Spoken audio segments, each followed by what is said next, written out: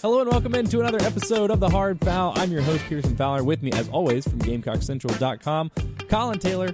And Collyn, let's just jump right in. South Carolina got back on track. Against all odds, not entirely against all odds, but they were a slight underdog against Texas A&M this past weekend.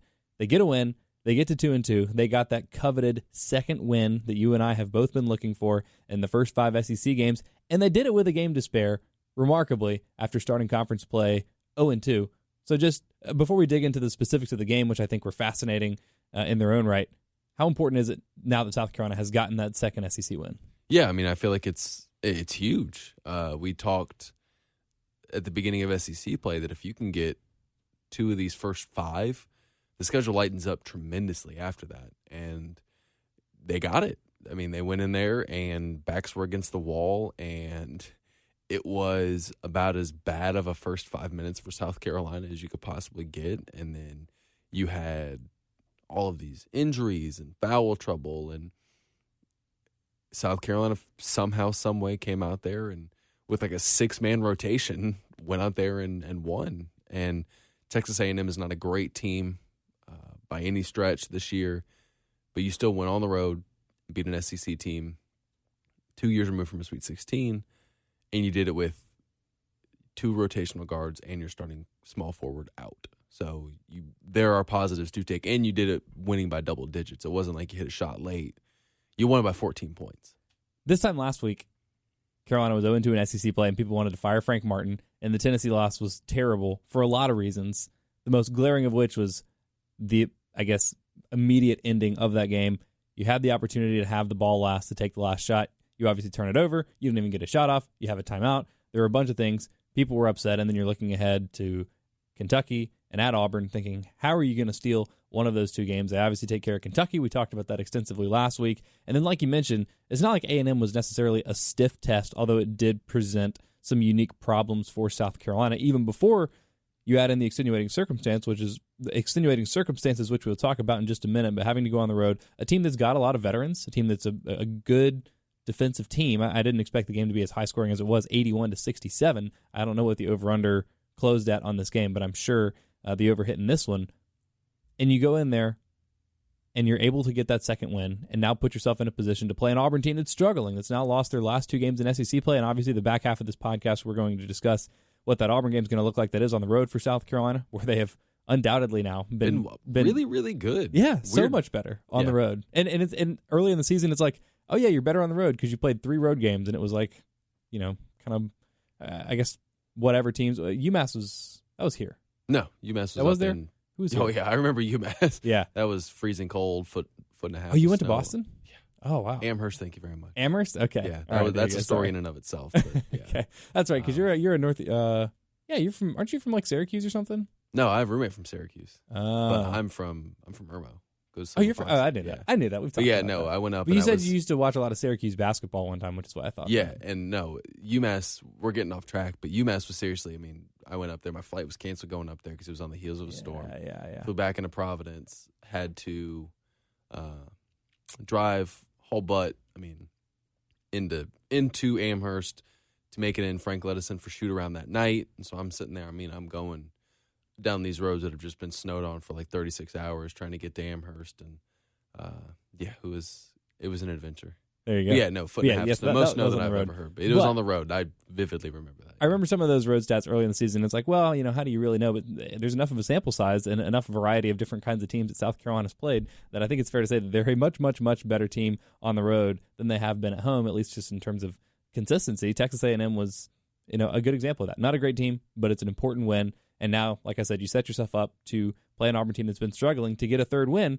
which when you and I were making these predictions, again, 2 out of your first 5 was sort of the bare minimum. If you get 3, all of a sudden you're ahead of schedule. You still will probably be looking to go 4-1 in your next 5. And then all of a sudden you have the luxury of you don't even need to go 5-3 in your last 8 to get to that 20th win. You can go 4-4. We're getting way too far ahead of ourselves, though. This game was about South Carolina demonstrating a resilience, a mental fortitude, and a confidence that we have seen in spurts this year, but has also been conspicuously absent in a lot of games. We saw it against Virginia as they stood strong amidst an impressive second half run by Virginia, and in fact were still able to pull away and win that game going away. there have been other times, early in that Florida game, South Carolina did just enough to hang around, and we have seen glimpses of this team, showing resolve. That Kentucky game, having to come back from down, not even protecting a lead. It's down 11 or 13 points in the second half. A different kind of intensity, a different kind of adversity. And this was even yet a different kind of adversity. And I just didn't know what to expect, because we've also seen them collapse in those same kinds of situations when you're down against Stetson and you just absolutely lose it. When you have an opportunity late against Boston, just to make some shots to get yourself back in that game, to take a lead late and to win it, and you don't do it. Tennessee, plenty of opportunities to win that game, and you don't do it. So it's just been kind of a mixed bag in terms of what psychological frame of mind are we going to get from this team. And as you mentioned, down TJ Moss dealing with a family emergency, down Trey Hannibal dealing with a sprained ankle, you're down Keyshawn Bryant, who gets a head injury 3 minutes into the game, going for a 50-50 ball. You play 11 guys in the game, including Nathan Nelson. Trey Anderson got his first minute of SEC play. Yeah. Mike and Kotsar, you win by 14. You win by 14. You win going away. You have an unbelievable shooting night. Mike Kotsar, who we expected to have a bounce-back game after Florida, and did have a really nice game, 10 rebounds, 7 assists, only scored 6 points.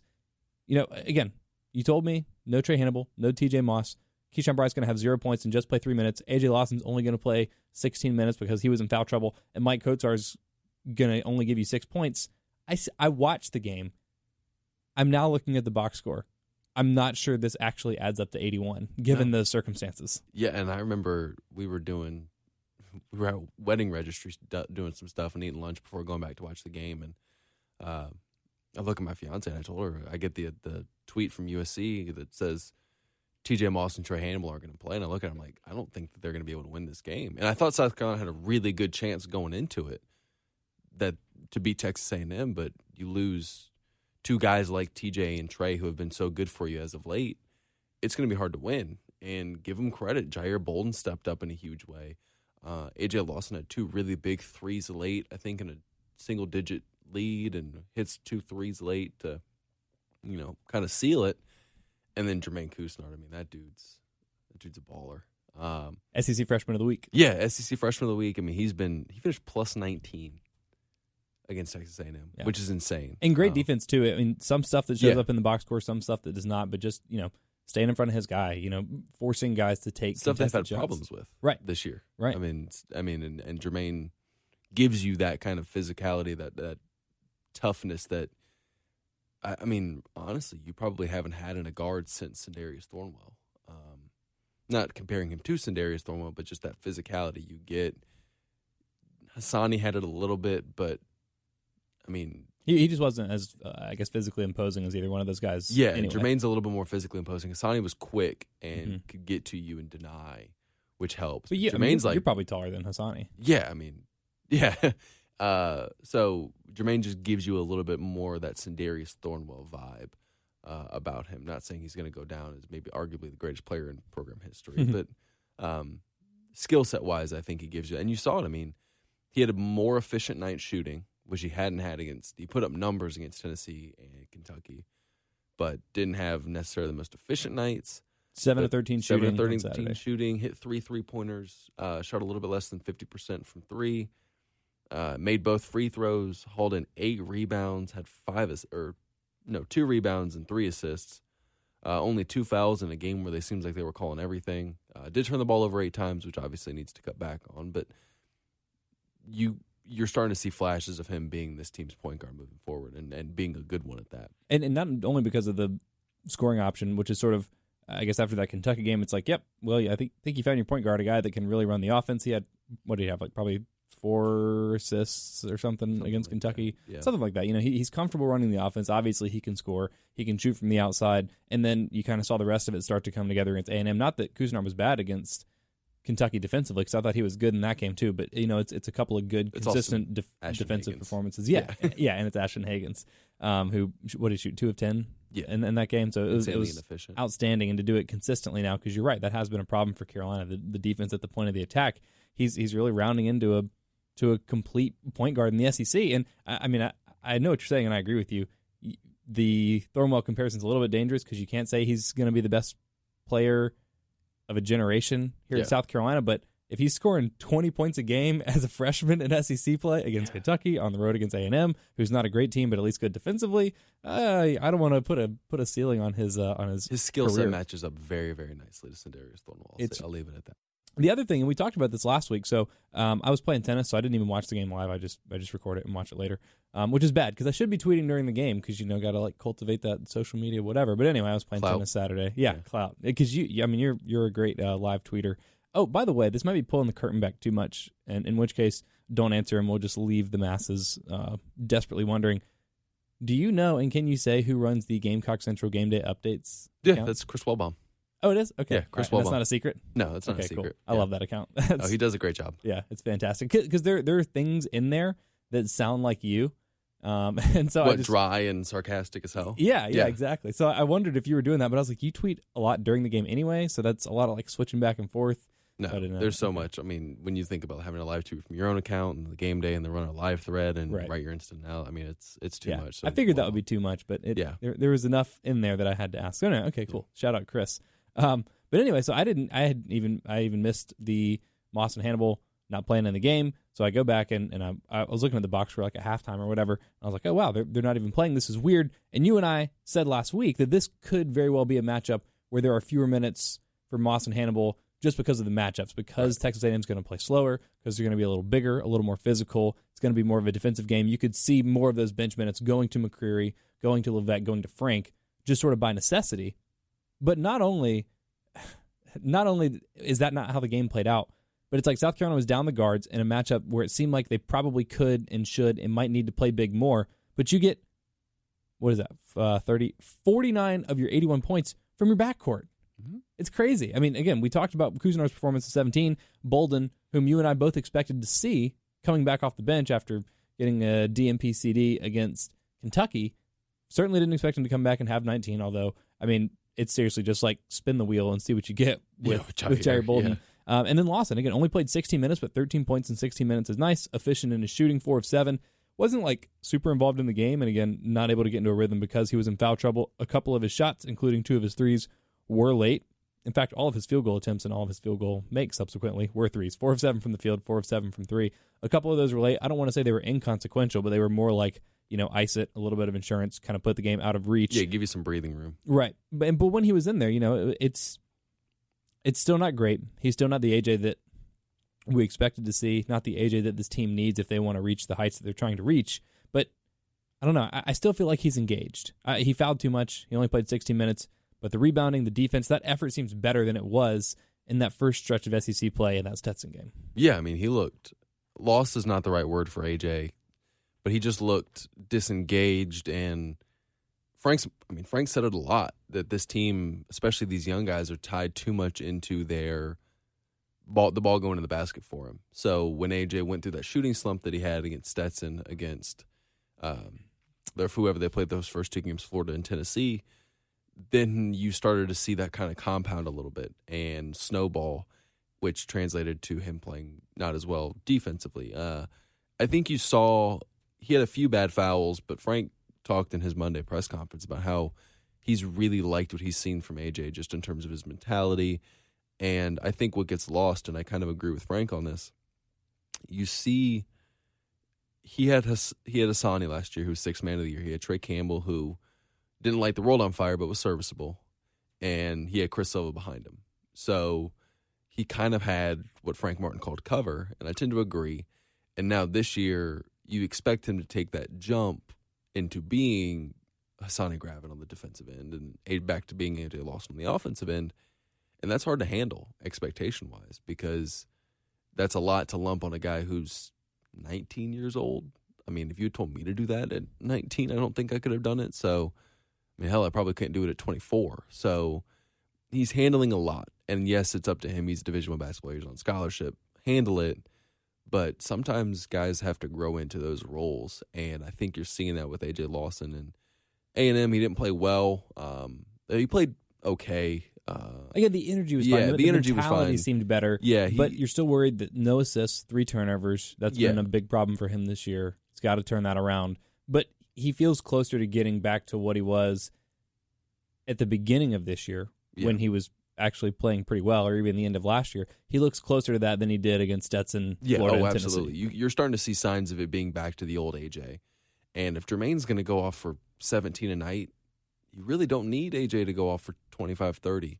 You can be content with him getting, 15 to 20 a night and, playing good defense and rebounding the ball and kind of facilitating from that wing spot. So you're starting to see a little bit of the old AJ coming out with the emergence of, I don't think it could be understated how much Jermaine Couisnard running this offense certainly helps this team, because you're seeing better minutes from Minaya, you're seeing better minutes from Bolden, you're seeing a lot of different guys step up their game because you have a guy that's able to facilitate a little bit more than what they were getting in the past with their point guard play. I think obviously what's keeping Carolina afloat, what we saw on display against Kentucky, and then I think what was similarly on display, although maybe even in a little bit different way against Texas A&M, is the depth. We talked about it at the beginning of the season.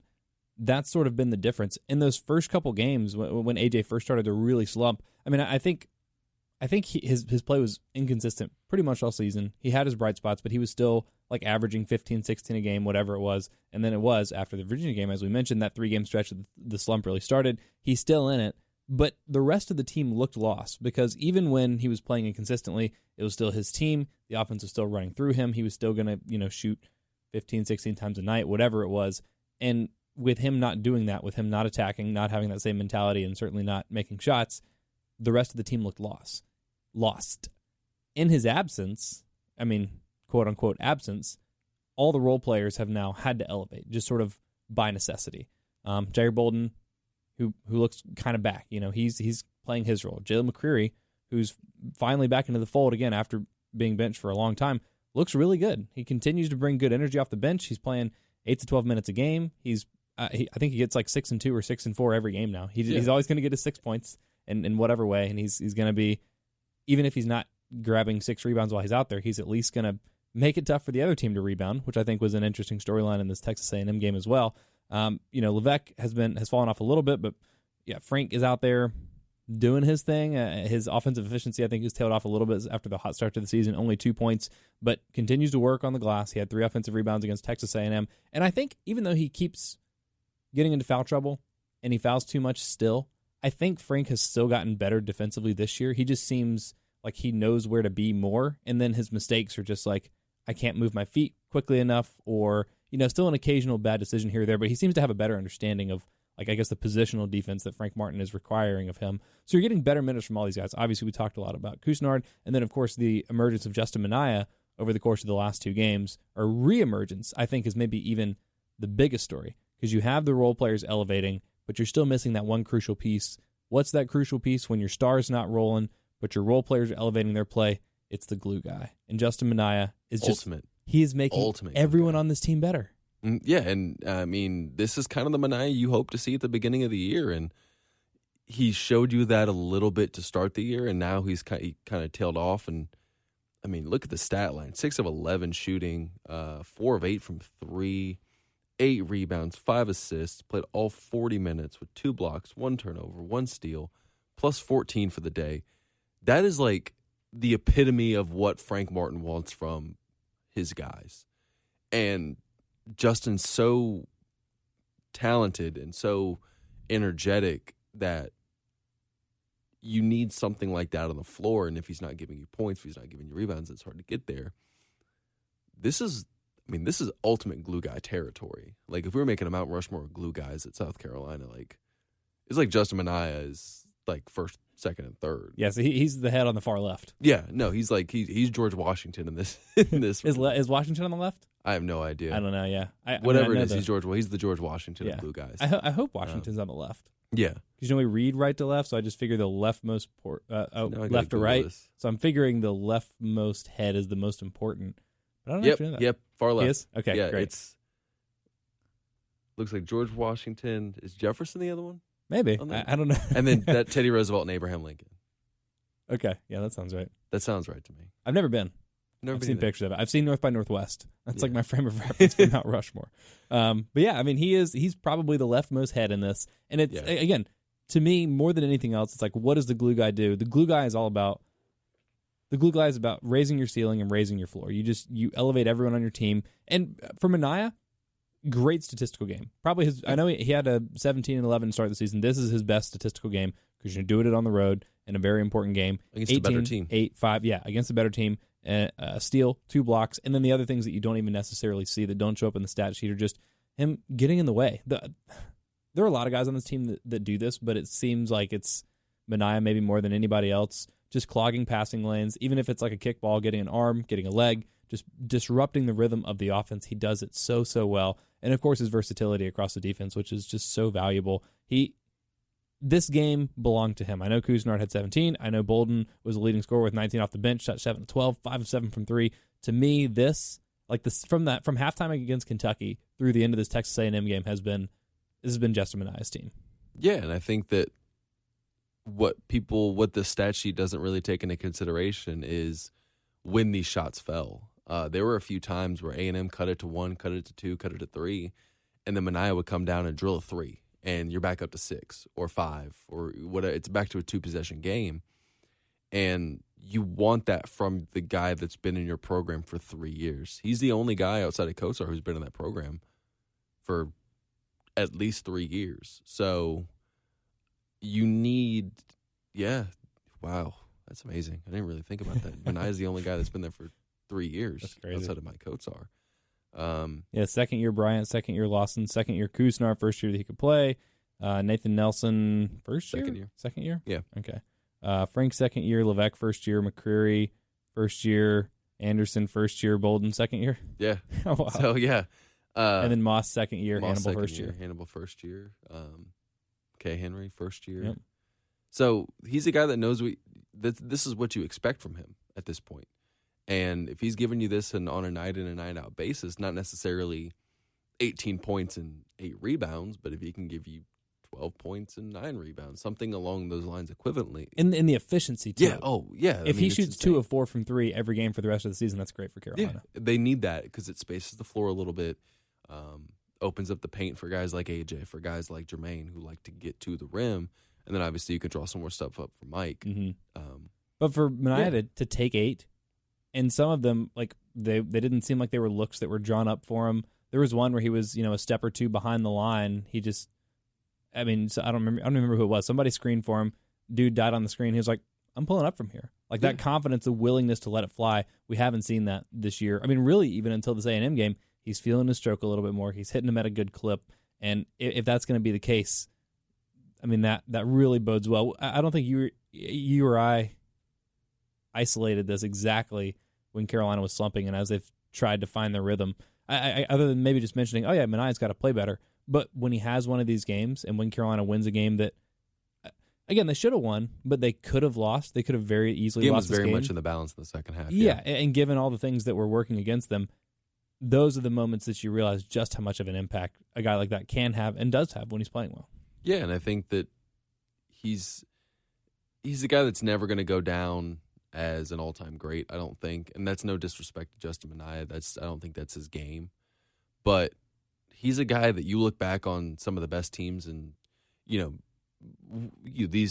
why was this team so successful X year? You look back and you go, well, Couisnard had this and Bolden had that or whoever. And then you realize Justin Minaya averaged 11 and 7 for a year. And you're like, oh, that's why. Mm-hmm. And that's because his game is just so, it's simple. Hit threes, rebound, and play good defense. And if you do that, then everybody else kind of succeeds around you. And you're starting to see that a little bit. We talked about Carolina getting a lot of help rebounding from a lot of different places against Kentucky, and that helping them win the glass by whatever it was, 11 or something like that, and then to win the offensive glass by 10. It was another really good all-around rebounding performance from South Carolina. They out-rebounded Texas A&M by 11, including 5 on the offensive glass. And again, it's a good distribution, which is what you need to have. Well, what I'm about to say is kind of ironic, considering Mike Kosar did have a good rebounding game against Texas A&M, but because you don't have that one guy, you don't have your Josh Nebo or your Wiley or your Blackshear or your guy that's just going to go and gobble up all the rebounds. You got to get it from everywhere. So in this game, you're getting 10 from Kosar, you're getting 8 from Minaya, you get another 4 from Lawson, you get a couple from Couisnard, you get 4 from Frank, you get 2 from McCreary, you get 4 from Bolden. It was just another really, really good all-around rebounding performance, and that it's coming from everywhere. It makes up for not having that one guy, even though Mike Kotsar decided to also be that guy in this game. Yeah, and Frank said it at the beginning of the year. He thinks this team could be a really, really good offensive rebounding team, and you're starting to see that a little bit. Heck, Mania had 4 offensive, or no. Kotsar had 4, Mania 2. Frank had 3. Mm-hmm. McCreary had 1. And Bolden had 1. This is the kind of rebounding team I think Frank Martin thought it was going to be at the beginning of the year. And he spent a lot of time in the preseason talking about how good a rebounders, A.J. Lawson, Keyshawn Bryant, what you would think is typical rebounders, how good those guys are at rebounding. And you're starting to see that. And now moving Mania to the 4, you're starting to see just how good of a rebounder he is. And it's helping this team. How many second chance points do they have? 12 against A&M? That's good. And that's what you need, because you're not going to shoot 48% every night, and you're not going to hit 16 threes every night. So you're going to need guys that can go crash the glass and put second chance points up, and then rebound because their defense has actually been really good lately. Rebound and limit those on the other end of the court. And against Kentucky, and maybe on Wednesday against Auburn, like you said, you can't count on shooting 48% from the field. You definitely can't count on shooting 53% from 3 and tying a school record in threes made. So you give yourself extra possessions. In the case of Kentucky, it required exactly 19. Yep. No fewer than 19 was the difference in that game. And then for South Carolina, how many more shots in Texas did they take? 14. 29 of 60 compared to 18 of 44 against Texas A&M. Even if you're not a great shooting team, even if you're not a good offensive team, half-court team, whatever, you just give yourself that many more opportunities than the other team. And they're good shots. Yeah. They were, watching the game, I never really sat back and thought for stretches of times, man, they're just not getting good shots. They've gotten good shots pretty much all year, and they've either gone in or they haven't. And when they've gone in, they've won. I know it's as simple as that, but they've gotten good shots for the majority of this season, and they've started to knock them down recently. Real quick, on Kotsar, I mentioned the 10 rebounds, 6 points, 7 assists, 3 steals. Just awesome defensively. A couple things stood out. First of all, he dunked. Second dunk of the season, probably. Oh, no, he's had way more than that. Really? Yeah. I can only remember had 1. 3 or 4, maybe even 5. Okay. Is that more than he's had in the rest of his career combined? Yeah. Okay. I would be very confident in thinking. But and this one was it was dramatic and emphatic. He caught the ball above the elbow and just took it to his left and crammed it. Those drives that he does are they're wild, because you have no idea what the hell to expect. It could be anything. It's okay, Mike's can either there was one against Florida where he pulled up and tried to hit this weird floater. Oh, yeah. And there are times where he dunks. That was one that he should have flushed. Yeah, and there are times where he's he kicks or whatever, and whatever it is, it's going to be entertaining. And more often than not, he's going to score, because Mike's just weirdly consistent this year, and I was not expecting that at the beginning of the season. So things we didn't expect to be talking about on January 21st of 2020, Mike Kotsar dunking. Close to double digits, too. In terms of double-digit dunks. Really? Let's think about that many? I would assume. Okay. I don't have the numbers right in front of me. I can only remember, I guess I can remember 2 off the top of my head, so I thought this would have been his third, but it's not a lot, but it's exciting. It's enough to a conversation piece about it. Yeah, exactly. All right, so we're talking about another thing that he did in this game that I would not necessarily have been expecting that we'd be talking about on January 21st, 2020. Mike Kotsar, we did this before. I think it was the Florida. Yeah, it was the Florida game when he started. He had what did he have? 15, 5, and 5 at halftime or something like that. We are officially hereby, Colin Taylor and I are putting Mike Kotsar on triple-double watch. It feels like he's got one in him this year. Ooh. Don't you think? I feel like that. 6, 10, and 7. Obviously, the 3 assists is that's a lot. But 2 more made baskets. He was 3 of 11. It's scoring 10 for him is not a big deal this year. More than anybody else. I would have thought it was AJ, just because, as you mentioned, he is a good rebounder for his position. So if AJ had a 10, 10, and 10 game, I wouldn't be blown away, but he's not playing well enough that I'm going to put him on triple-double watch. But, Kotsar's had the first half of the Florida game, and then I guess really the entirety of this Texas A&M game, the way that he can rack up stats in a hurry. Quietly. You think he's... He's probably not close enough on blocks. 7 assists, I don't know if that's a career high for him, but that's outstanding. If he gets to 10, it would be amazing and impressive. Do you think he's more likely to get a triple-double before the end of the year, or a 5x5? Play triple-double. Triple-double? Yeah. All right. So we're putting Mike Kotsar on triple-double watch. Mike, I saw you in Publix one time. Don't let me down. That's the extent of our relationship. I talked to him about Estonia once. Yeah? Yeah. That's cool. What does he like about it? Does he miss it? We were talking about, it was right after Christmas, before the Stetson game, about like him going home. He did not go home, for those wondering. That was a 30-hour flight, and he did not feel 30. Wow. Yeah. Yeah, I guess it's like all the way up there. Yeah. Near Russia. Literally around the world. Yeah. So he went to Florida with, I believe he said, his girlfriend. Wow. Yeah. Florida sounds a lot warmer than Estonia around that time. In December, yeah. Yeah, definitely. So good choice, Mike Kotsar. Another good choice, get a triple-double. Last thing, low-key, very important storyline to this game. I mentioned South Carolina won the rebounding battle by a significant margin. Josh Nebo, who is one of the better rebounders in the SEC statistically, who's averaging, 9 rebounds a game coming into this? 1.2, yeah. 2 rebounds. 2 rebounds for Josh Nebo. And Mike Kotsar deserves a lot of credit for that. Yeah, it's been weird. Not weird, because I kind of expected it because Mike's so good defensively.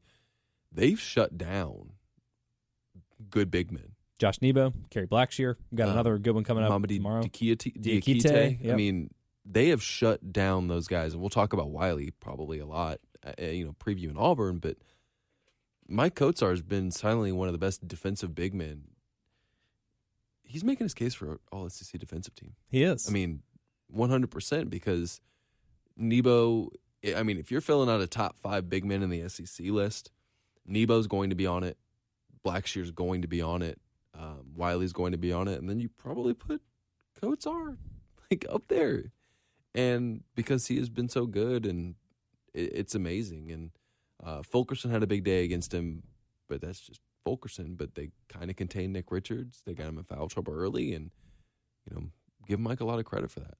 Awesome defensively. And like you said, he's going to have another stiff test on Wednesday. We're going to talk about in that Auburn game just a second.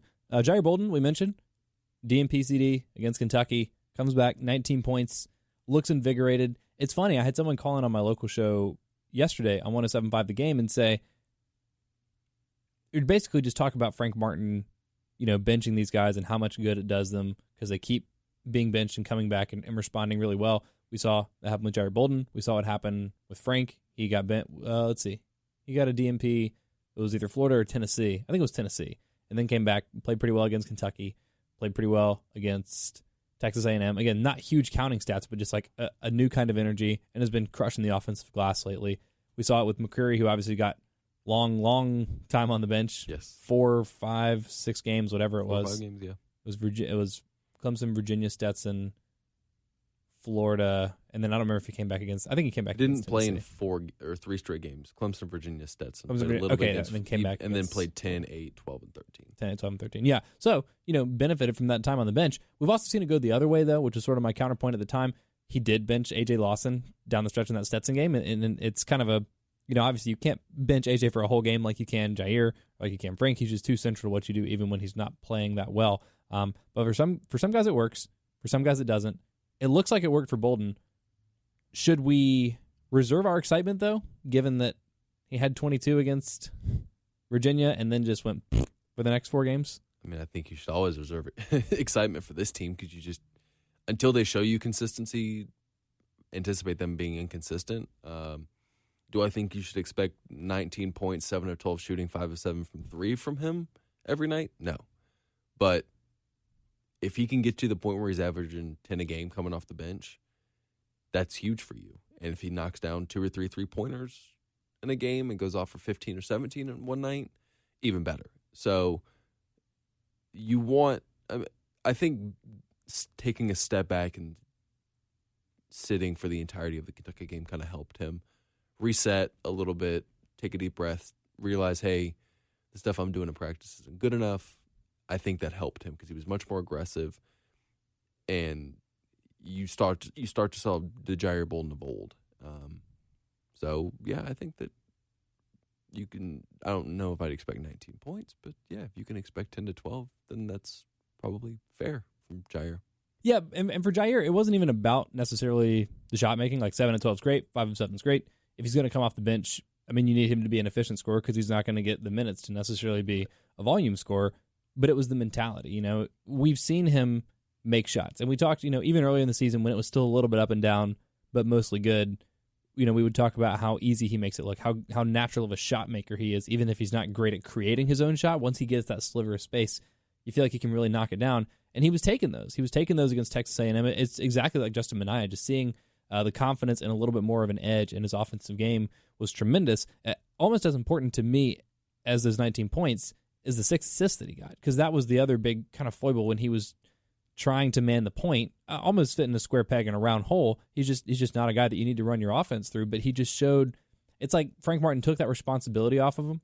He was allowed to sort of play his own game, play his own speed, and just maybe he looked a little freer to me, just free to play basketball. And then you see that he does have that feel for the game. It's like he was thinking too much when he's having to facilitate, but when he has the option, he's very capable of doing it. So I don't know if I told you that, let's not say 19 a game, but let's say Jair Bolden can average 14 points a game off the bench or 5 assists a game off the bench for the rest of the season, which one of those would you choose? Probably 5 assists. You have enough scorers right now, but if he can give you 5 assists and kind of facilitate AJ or Jermaine or somebody like that, or hell, feed the post to Alonzo or Mike or whoever, then you feel good about what you're getting out of that guy. Because even if he's not going to average 14, he's probably going to give you 7 or 8 off the bench. And if you're getting 5 assists along with that, that's good for you. 22 assists on 29 made baskets for South Carolina. That's as good as as good as you can do it. Yeah, and as well as you can do it. And they've struggled at times assisting. A lot of times it's been what I call hero ball, where it's one guy trying to do a little bit of do everything and not passing. AJ. Yeah. And even Jermaine sometimes. He's a good playmaker, but he does get tunnel vision sometimes. There was one possession against Tennessee where Jair literally caught the inbound pass and didn't pass after that, and was just dribbling around and took a bad shot after that. And Frank immediately pulled him, obviously. Yeah, he stayed up late watching the Rockets the night before. Yeah, and it's one of those things where if you can pass the ball, and shocker, when you get good ball movement, the defense tends to open up, and you saw that against Texas A&M and a little bit against Kentucky. When you've seen it with this team, whenever they're allowed to play with pace, whenever they're allowed to play in the open floor, this is a lot of good basketball players, a lot of guys that have a really good feel for the game and can make those passes. How many guys have we seen dish highlight-worthy dimes this year? It's not like, look, Florida's a good basketball team, but everything runs through Andrew Nembhard, and if everything's not running through Andrew Nembhard, or maybe Kerry Blackshear, but in sort of a different way, it's a little more stagnant. There are a lot of teams that are like that. If Anthony Edwards doesn't have the ball for Georgia, what does that offense look like? Garbage. And that's why they've only won one SEC game this year. But for Carolina, it was frustrating because you needed to find that guy, and they found it in Kusnard.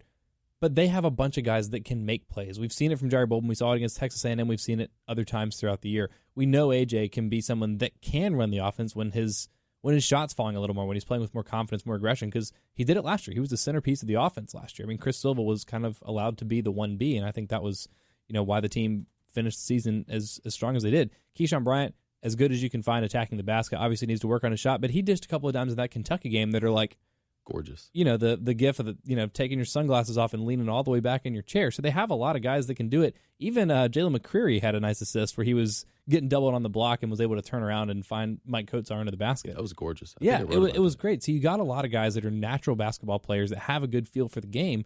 And I think you see all of that gets unlocked when you have a Kusnard or, Jair with the ball in his hands in like a freer spirit, just kind of facilitating.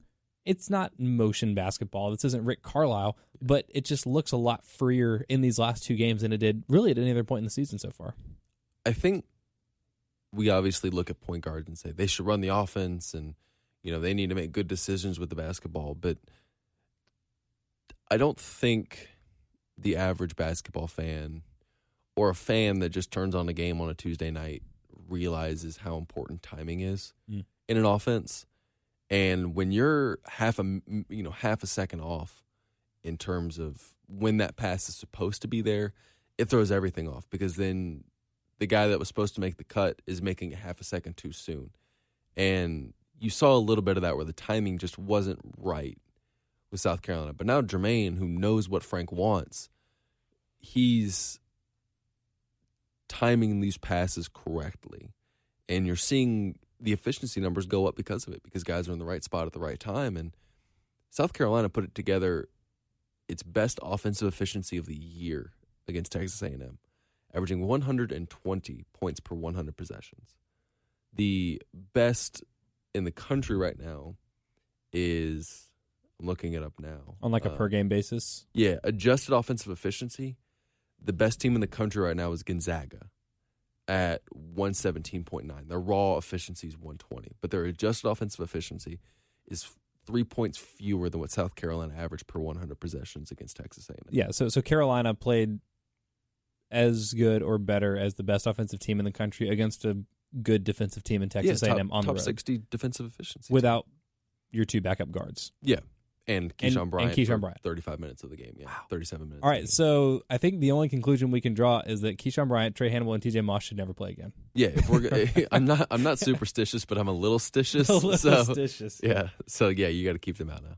16 3-pointers helps. Carolina's not going to get that again for the rest of the year. But you and I had talked that this team, every team in basketball, it doesn't matter if you're a great 3-point shooting team or a terrible 3-point shooting team, everyone has that game, that night. Yeah. For South Carolina, it was just a matter of when it was going to happen. Did you need that to beat Virginia? No, that's fortunate. Did you need it to beat Kentucky? No, that's fortunate. Did you need it to beat Texas A&M? Well, kind of. I mean, they could have gotten away with, you look at the score, you say, they could have gotten away with 10 of 30, but this was that shooting explosion that they were always going to have.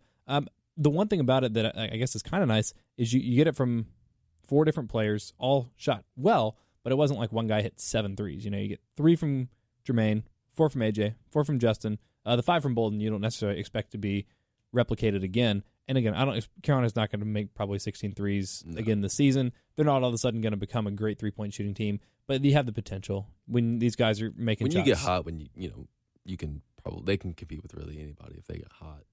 One of the interesting things, I was looking at the stats, 3-point shooting, Carolina is 285th in the country. Do you know who's 284th in the country in 3-point percentage? Auburn. Hey, yeah, that's what we call a segue right there. A team that shoots a ton of threes. Is there anything else you wanted to say on A&M as we close that game out? No, probably. Great 3-point shooting, great rebounding. Good job winning in the face of adversity. Yeah. Now you go to Auburn, who shoots an ass ton of threes. Yeah. The second most in the SEC, behind only Alabama. They shoot almost 26 threes a game, and strangely make just below 31% of them, 30.9. That's exactly the same percentage as South Carolina, so I don't know what the tiebreaker is necessarily if it's the same percentage. But 100th and 1,000th decimal point there. I guess so. Well, they have a much bigger sample size than South Carolina, but this is a really interesting Auburn team. They started 15-0. They started 3-0 in SEC play. They got all the way up to, what were they, 5 or 6 in the country? They topped out at maybe 4th. Number 4 in the country. So this is an Auburn team that had a lot of momentum, but they've lost their last 2 SEC games.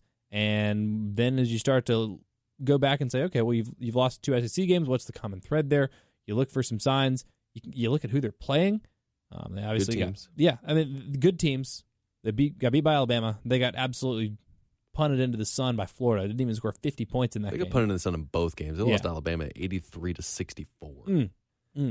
I think they've lost their last 2 games by an average of 20.5 points. Yeah, it's not pretty. And there's something really ugly about seeing a 47 on that scoreboard. It's like you're a team that's taking 26 threes a game. Somewhere Tony Bennett's smiling. Right, like exactly. A 69-47 game. Seriously. But it was ugly. And so then you go back and you look at the rest of Auburn's schedule, and it's like, yeah, they started 15-0, but I don't know. I don't have the net ranking or KenPom or anything right in front of me. I think you have all that stuff. Yeah.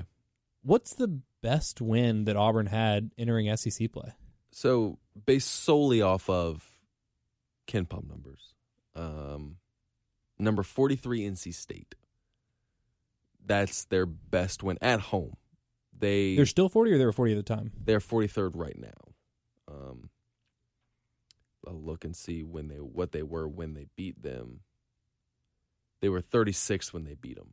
NC State is not that good of a team. They're good, not great. Just beat Virginia, though.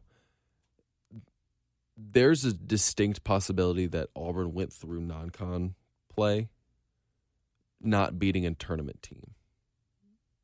And you could argue NC State, and obviously one of these teams gets hot and went to conference tournaments, they could, but you ended non-con play with 4 wins over top 100 teams, with the highest being the 43rd best team. Not great. And then you go out and you beat Mississippi State, who obviously up and down. Yeah, they're fine. You beat Vanderbilt, who's not good. Not good. And then you beat Georgia. Who's, I have no idea what the hell is going on. I don't know with what Georgia. to make of them. Yeah. They only have 1 win in conference, but they've lost to Auburn. They lost to Kentucky. They lost. Did they play LSU this weekend, I think? Tennessee. They beat Tennessee. Maybe their other was there Mississippi State. They got boat race. That's right. That's right. 91-59. So one conference win, and it's like you can't really hold it against them when you lose to those teams, other than Mississippi State, especially when you lose like they lost. But I don't know what exactly to make of this Georgia team. But I mean, that's their win. Those it's are like the 3 NC wins. State. Yeah. Mississippi State's their best win right now at 42, but you're talking non-con, and it's like their offense hit an absolute wall once SEC play started. They've put up numbers, 80 points, 83 points, 82 points, 83 points, 69 points, but they just haven't they haven't shot the ball well. They're playing really fast. They're getting opportunities, which contributes to their high score, but in just 5 SEC games, they're 8th in offensive efficiency, 7th in defensive efficiency, so strictly middle of the road, 4th in tempo, 12th in effective field goal percentage, 3rd in turnover rate, which is good. They don't really turn the ball over. 5th in offensive rebounding, next to last in 3-point percentage, 9th in 2-point percentage, 12th in free throw percentage. They're getting their shots blocked at a 14.1% rate. I mean, it's just, which is 11th. Which you wouldn't expect it to be that high because they're taking so many perimeter shots. Yeah, but they're just, every time they go inside, it's like they're getting blocked. Mm-hmm. So it's just one of those things where they're okay defensively. They have really good defensive efficiency numbers on the season because they've played Cal State Northridge and New Mexico and Colgate and all these. And they have a good block percentage. Yeah. That's like the only way they can keep you from scoring. Yeah, Wiley's. They're number one in the SEC in blocks. They're averaging right at 6 a game. But it's just one of those things where they hit a wall when they had to start playing better competition. And South Carolina needs to kind of take advantage of that because Auburn's still trying to kind of find itself in SEC play. So I was looking to see if there was a direct correlation. Obviously, we mentioned that Auburn takes a ton of threes. They don't necessarily make a lot of threes, and I was wondering, in their 3 SEC wins, did they hit a bunch of threes? And in those 2 losses, did the well just dry up? And the answer is not really. So in their 2 losses, they shot 4 of 23 from 3 against, let's see, they just lost to Florida. Who'd they play 2 games ago? Alabama. That was when they lost to Alabama. They shot 4 of 23 from 3 against Alabama. They shot 7 of 28 from 3 against, who'd they just play this week? Florida. I should have written this down. I have the numbers written down. I don't have the games next to them because I'm an idiot and I don't know how to prepare.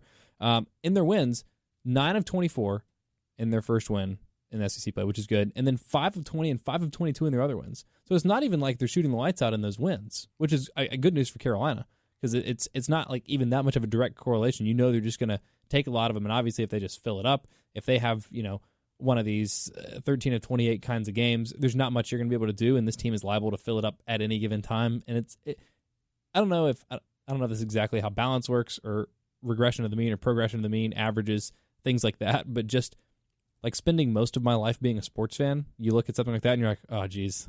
It's like they're really due an unbelievable shooting performance here. And you just hope that it's, for South Carolina's sake, you hope that it's not against the Gamecocks when they finally start to fall. But that hasn't really necessarily been the case at all this season. Like they've had a couple of outlier performances, but mostly it's a lot of volume, not a lot of efficiency. The one thing that you worry about there, and I think you have the numbers right in front of me, so you'll have to let me know what their offensive rebounding percentage is or their offensive rebounding rate, because a lot of times a lot of threes can lead to a lot of long offensive rebounds. Really good. Their offensive rebound rate. That's probably really, really good. Top 25 in the country.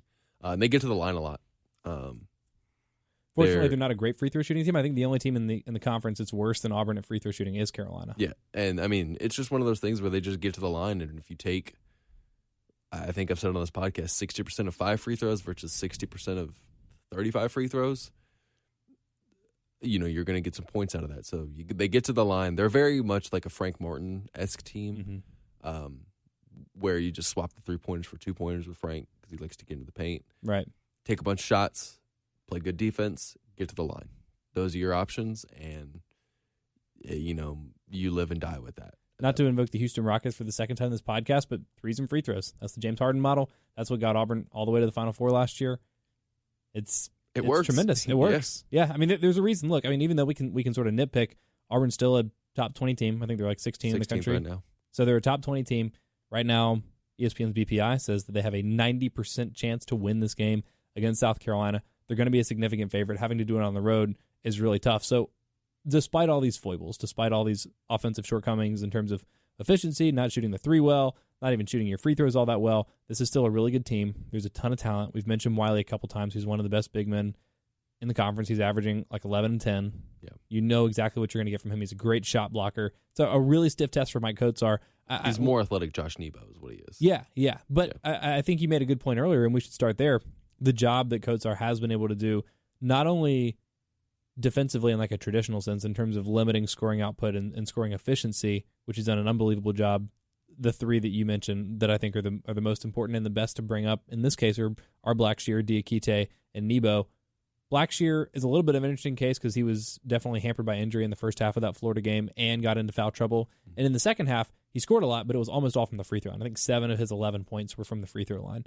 Diakite, I don't remember his stat line off the top of my head, but it was another good performance in terms of limiting his scoring. And same with Josh Nebo. He finished with 16 or 18 points. A lot of those, again, were from the free throw line, him getting fouled, and the important stat that I mentioned earlier, just 2 rebounds. So getting the work done in terms of shutting him down offensively and also keeping him off the glass is going to be top priority for South Carolina on that end of the court. Yeah, and I think that if you're South Carolina, you go in and say, we're going to try to neutralize Wiley, and we're going to try and defend the three-point line. And, if Auburn schemes up these things to get some twos and schemes up some open threes, then so be it. They beat us. But South Carolina's not going to let, open threes beat them, and they're not going to let Wiley beat them.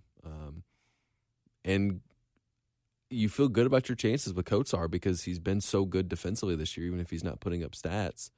When he's not in foul trouble, he's playing really, really well defensively. And so if you can neutralize Wiley and have him average maybe, 6 points and, 4 rebounds instead of, half of, double that, which is what he's averaging, you feel pretty good about your chances.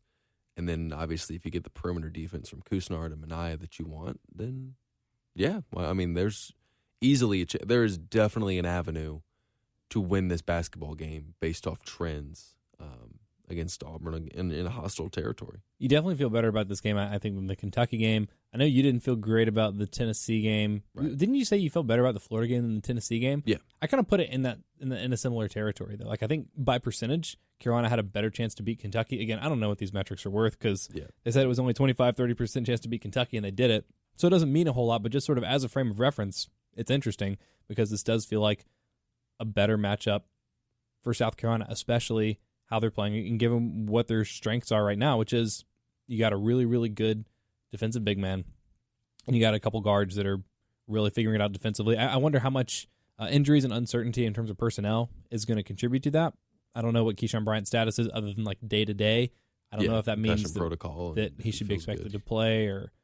but there was no vomiting, right? He didn't black out. He didn't black out, didn't vomit. He didn't have a lot of concussion symptoms, but he had enough. And I think that they're kind of dealing with that and seeing how he responds. Right. And obviously you want to take care of that. Got to make sure that he's not rattling that brain around in the skull. But that's a huge factor. For South Carolina, I think there was maybe some extent to where you're already down Hannibal and Moss, and then Bryant goes out. And it's not like what's that movie's? I don't know. It's not like that epic scene in the movie where it's like, oh, we got to do it for whatever because blah blah blah. It's like, oh, that stinks. He's out. Sorry, Keyshawn. I hope you're okay. It wasn't like tragic. He's not gone from the team or anything like that. But it's like, oh, well, all of a sudden we gotta piece this together without our second best scorer. That's fine, in a game. But I think going into a game preparing for that and then not having them maybe leaves a little bit more of a void there. And maybe that's where AJ can step back in and shoulder some more of that scoring burden. But they're going to feel that absence. This is a game where it's going to need to be all hands on deck, and you're going to need Keyshawn. You're going to need his defensive versatility. And the other thing is, given that Auburn shoots so many threes, they're such a perimeter-centric team, and they play with a lot of pace, it feels like Carolina's probably going to have to – this is not going to be a game, I don't think, where Frank necessarily gets a lot of minutes or McCreary or Levesque. This feels like you're going to play Kusnard, you're going to play Lawson, you're going to play Moss, you're going to play Hannibal if he's available, you're going to play Bryant. You're not going to see all 4 of those guys at the same time, but this could be a Justin Minaya at the 5 kind of game, just trying to match and keep up with Auburn if they're going to be raining threes on you all day. Yeah, and I think that, you look at Auburn's depth chart over the last 5 games, starting point guard 6 foot, starting shooting guard 6'4", starting small forward, which is Okoro at 6'6", 6'7" your power forward, and Purifoy, and then Wiley's 6'11", so he's your tallest guy. When Wiley's out there, they're very similar to South Carolina in size, especially if Kotzler's not out there, who's 6'10", 6'11". So, yeah, I think that this is definitely a kind of small ball game. Put as many quick guys as you can on the court. Try to keep them outside of the paint, settle for bad threes. And if you can do that, then Auburn can't score, and you neutralize Wiley with Kotzar or get him in some foul trouble, which they've had success doing. You look at Nick Richards, you look at Kerry Blackshear, then you feel pretty good about your chances to win. And Frank Martin's dominant. I don't think a lot gets talked about the fact that Frank Martin's pretty much owned Bruce Pearl for 3 or 4 years now. Which is funny because they were, I think, definitely in the mob together in a past life, and so Frank must just have like all the dirt on him or something like that. Where's Bruce from? I don't know where he's from, but don't you think they were both like they were definitely in an Italian restaurant sometime when like together, you know what I mean? When somebody like, got shot? Yeah, like, probably so. Yeah. I don't know if that's slanderous for us to say. We're just being funny, I promise. No one get offended, but I think this is parody. This is all parody. I think they were. Have you seen that episode of Nathan For You? No. Okay, never mind. We'll do that another time. I have to watch. Well, Bruce is from Boston, and Frank coached in Boston for a very long time. There you go. So. I definitely think they were both at least extras in the movie The Irishman, which if y'all haven't seen, you should go see. It's just haven't seen it yet. Yeah, it's really good. It's long, but it's 3 really hours good. to commit to. I know, 3.5, and it's like every bit of that. Yeah. But it's really good. It's surprisingly snappy. Like it kind of moves along. I was expecting it to be like long and drawn out, and I set aside a whole 4-hour block on a Friday night. I was like, all right, I'm ready for this grind. Getting crazy. Never know, or not knowing what to expect exactly. But it was good, and it kind of flew by, and it was very entertaining, breezy at times. Horribly paced movies. Huh? I hate. No, yeah, it was excellently paced. The point is, they're both mobsters, and so I don't know. Parody. This is all parody. Yeah, Frank has some dirt on Bruce Pearl, and so Bruce Pearl can't beat him in basketball, something like that. But to go back to your point about it being a small ball kind of game, that starts like if you don't have Keyshawn Bryant, I don't know if you can play that kind of game, and then I think you're forced to try to impose your will on Auburn, right. Which I mean, ultimately you want to do that anyway, but it seems like it's still feasible for Carolina to play that kind of game, to play small, to put all their guards out there, and to have Keyshawn Bryant be that crucial swing guy. Because if you don't, then you're moving AJ up to the 3, and you're starting Couisnard at point, and then or you put McCreary in there at the 4, and right, and Minaya at the 3, and Lawson at the 2, something like that. You're having to shuffle around it, and I guess go with either some more unfamiliar lineups or just kind of play big. So Bryant's health is going to be a huge part of what Carolina's game plan can be. It needs to be. I mean, even more than Moss and Hannibal, you want both of those guys to be back. It's a shame that Moss missed the Tennessee game because he was coming off the best game, definitely the best game of the season. I don't remember last year. I know he played 7 games. I don't know if it's fair to say that's the best game of his career. But Hannibal always gives you defense, force some turnovers, get some easy buckets, which is always important in a game like this where you expect it's going to be a little more high scoring. Probably final score in the high 70s, low 80s would be my guess, which is not necessarily where this team is comfortable. So you got to get all the free baskets you can.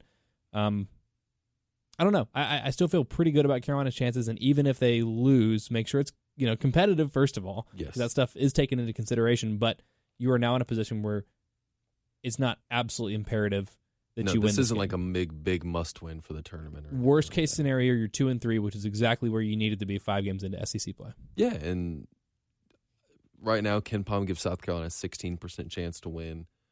I probably tend to think that it'll be a little bit closer than that. They're saying Auburn wins by 11. I think that's just large part because of home. Auburn's so good at home, and that atmosphere is so good there, which I'm excited to.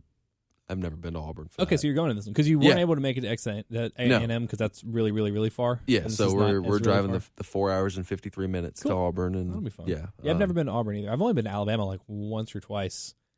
I've been to Huntsville. Fiance's family has. I like Huntsville a lot. Huntsville's awesome. I think we've talked about this, but I like Huntsville a lot. But yeah, I'm excited to see Auburn. This will be my first time ever seeing a sporting event there. We stopped through and visited campus once when I was in school, but that place is tough to play at, which is why I think that South Carolina. That's why Ken Pom's giving Auburn a lot of credit there. And again, I wouldn't predict Carolina to win, but I think this is a winnable game. Oh, very much so, especially after the last 7 days where Auburn's now 0-2 and have gotten boat raced in 2 road games since then. And South Carolina's obviously coming off their week. So I feel a lot better about this game than I did maybe 7 days ago when South Carolina was 0-2 and Auburn was 3-0 in SEC play. Are you someone that looks at that and says, and by that I mean Auburn having lost the last two in pretty convincing fashion, are you someone that looks at that and says, Auburn's lost momentum, Carolina has a shot to play an Auburn team that's down on their confidence, down on their momentum? Or are you someone that looks at that and says, wow, this is a real important bounce back kind of game for Auburn, where if they lose, they're definitely out of the top 25, like backs against the wall kind of situation? Which one of those do you think is the I guess, smarter way to approach that? I think Auburn's going to come in pissed off. I think that they're going to try to kind of come in and wash that taste out of their mouth. But I also look at it and say, well, South Carolina's confident, but it's because they've played good basketball. It's not just like they hit a buzzer beater against Kentucky, but they played well in that second half and should have won that game handily against Kentucky if they make free throws. They played, the free throws, and they played well enough for, even though you missed those free throws, even though some of those other things transpire, you play well enough that you have a chance to win that thing in the buzzer. Yeah, and they've just played well, and you've gotten that from them. So I think that you're going to get a very confident South Carolina team and a very pissed off Auburn team coming in there Wednesday night, and I think it'll be a fun basketball game. Are we reverse jinxing? Oh, are we reverse jinxing? Yes, we reverse jinxing. All right, I'll let you go first. No, we'll do I like our little countdown there. Okay. So, all right, I'll let you decide 3, 2, 1 or 1, 2, 3. Always 3, 2, 1. 3, 2, 1, and then go. Because the first time I did 3, 2, 1, I screwed it up. Yeah. I really messed it up. I think you said it on 1, and also you thought that was the countdown. But I was just saying I'm gonna do 3, 2, 1, and then you were like, oh, and then I was like, Trey Hannibal. Yeah. Or no, I think we were both going. I think we both went Mania. Okay, yeah, whatever it was, I completely botched it. I don't even remember who I did last game. Do you remember who I did? No. Okay. I don't. I think I said Trey Hannibal. Yeah. I think I'm looking. Yeah, I got mine. I got a weird one. 3, 2, 1, go. Is that what it is? 3. I'll do. This is for example. Okay. I'll back away from the mic here. Yeah, I'm turning your mic off. I'll do 3, 2, 1, and then we say it. Okay. 3, 2, 1, and then. Yeah. All right. 3, I'm ready. 2, 1. AJ Lawson. Okay. All right. Yeah. Cool. Mike Kozar averaging just 3 points a game in his last 2 SEC games, but doing everything else really well. Shot 3 of 11 from the field. So what's is this is this the triple double? Oh, could this be the triple double? Yeah, I think he's going to neutralize Wiley, get him in foul trouble early. Triple double against Wiley would be hella impressive. Yeah, maybe score 12 to 13, haul in 11 rebounds, get close, get like 6 or 7 assists. Okay, and then cool. Yeah, see what happens. I have liked what I've seen from AJ the last couple games. Frank Martin has as well. He didn't get to play a lot against Texas A&M because he was in foul trouble, but his shot was there. He hit 4 of 7. He's money from that corner 3. He just needs to take no other shots other than that corner 3, and you feel like he's going to make all ball of them. handoff 3 thing, and they flip it to him. Yeah, just like run the triangle. You just like run the ball up, hand it off to the guy, go stand in the corner, get it back, hit a 3. Yep. I like the mentality. The defense has been better. The mentality going to the glass, getting rebounds, just getting himself involved. It felt like the Texas A&M game was maybe the game that he was going to get back on track, but foul trouble derailed him. I think he's going to have an opportunity. This is, like I said, I think it's going to be a relatively high-scoring game. I don't think Carolina's going to attempt 33s again, but we know Auburn's going to take a lot. I think there are going to be a lot of threes taken in this game. Carolina, not 30. Wouldn't be surprised if they took 20 in this game. This feels like maybe a game where AJ Lawson gets it back. Elevated by Justin Minai, the glue guy who held it together. And it's kind of funny. When you think about how to build a team, not like build a team, but it's like you start the season and it's like, okay, you have AJ and Keyshawn. They're going to give you 30 points a game. And then you have like your next level glue guy role players. Maybe you get 8 to 10 from Anaya. You get, 6 or so from Kotsar. And then you hope that the role players kind of fill in. But this team, as it has started to find its identity, has kind of gone the other direction where it's like, okay, here are the role players. You're going to get 6 from McCreary, and you're going to get 2 or 4 from Frank, and you're going to get like 4 from Hannibal and 2 or 4 from Moss. And it's like you have the solid foundation of like the outermost guys. And then the last couple games, the difference has been, okay, glue guy Justin Minaya and like somewhere between a role player and a star, but not quite a glue guy and Kusnard. And then like the last piece that you're waiting for is the stars. Yeah, this is a team without a star at this point. Right. And part of that is Bryant was obviously hurt for almost all of last game, and then Lawson's just been AWOL. But it's like it's funny that's the piece you're waiting on. Normally it's like, with Georgia, it's like you have Anthony Edwards. No one else is filling in. You're not filling in with the glue guys and the role players, but Carolina's got the role players. They've got the glue guy, and then like the star in waiting and Kusnard, based on the last couple of games. You're just waiting for the guy that was supposed to be That there the whole time to keystone in actually the be arch, there. yeah. Right, yeah. So I guess maybe wishful thinking, for South Carolina, but I feel like this is maybe a game where Lawson gets it back. And we both think low 80s, high 70s. Yeah. If we were going to make 78 predictions, kind of game. If we were going to make predictions, I would say South Carolina wins this basketball game. Wow. I think the only game that you predicted Carolina would lose, interestingly enough, was, well, I guess we didn't say anything about Tennessee, but you I would have predicted them to lose to Tennessee and to Florida and Kentucky. Oh, really? I thought we felt pretty good If about we didn't Florida. do predictions. Yeah. But But we don't do predictions. We think it'll be high scoring. Carolina scored 81, even if they're not making They have a very good shot to 16 win threes. this basketball game. Yeah. Steal some extra possession. So that is Saturday at, it's 7 o'clock. Is it? Yeah. Yeah, it's 7 o'clock. Prime time. So enjoy that. Do my best. Yeah. Well, you and everybody listening. It should be, if nothing else, hopefully it's an entertaining game. But most importantly, Carolina's back on track. And then a nice 5-game stretch where you have 4 very winnable games. And at Arkansas, even now, looks a little bit more interesting than it did just about a week or a week and a half ago. So we will obviously be back on Thursday to recap whatever happens against Auburn on Wednesday night. And then look ahead to South Carolina's next game against Vanderbilt. That's right. They get to play Vanderbilt, which is great news. So y'all Twice enjoy. this year. Huh? Twice this year. Yeah, twice this year. Twice them, twice Georgia, twice Mississippi State, twice Tennessee.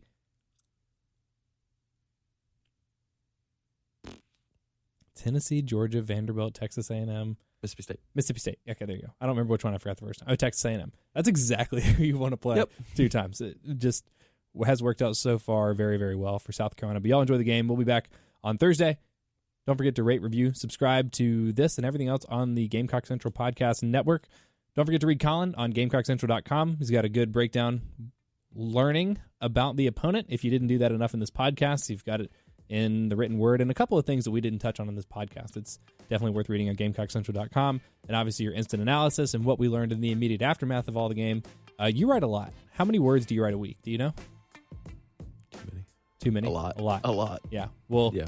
You all should be reading all of them on GamecockCentral.com and follow him on Twitter at Collyn Taylor. That's Collyn with a Y. I'm at Pearson Fowler. If for some reason y'all want to follow me after I admitted that I didn't watch the game live and wasn't live tweeting it, I apologize for that. I usually do. I was playing tennis on Saturday. Sometimes I live tweeted it. I wasn't even there. Yeah, that's right. That's right. Yeah, the first. My fiance's apartment. Yeah. That's right, man. Anyways, y'all enjoy the game. Rate, review, subscribe. Thanks so much for listening, and we'll talk to you on Thursday.